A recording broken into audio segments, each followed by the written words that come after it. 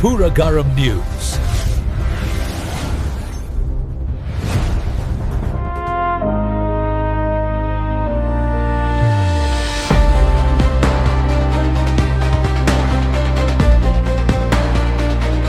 रविवार राति 9टारी अंबिका नगर में जड़े युवक अपराधी माने हानी थिले। वीडियो भाइराल हेबार 5 घंटा भितरी अभियुक्त जगा साहू को एनकाउंटर करिछि पुलिस।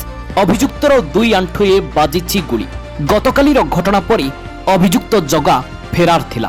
बाउरी सुकुंडारे से थिबा सुराग पाई पुलिस टीम चढ़ाऊ करिथिला। पुलिस टीम पहुंचिबा परी जगा बोमा फिंगी खसी जिबाको उद्यम करिथिला। पुलिस पालट गुली चालन जगा आहत होइछि। 2 गोड़ जखम हो जाइछि। ताको एमकेसीजी रे भर्ती करा जाइछि। एएसपी आलोक कुमार जेना और एसडीपीओ प्रियोस छोटराई पहुंची स्थिति अनुध्यान करथिले। गतकालीर घटना पर ब्रह्मपुर एसपी गंभीरतार सह नै अभियुक्तंकु धरिबाकू निर्देश देथिले। ब्यूरो रिपोर्ट पूरा गरम न्यूज।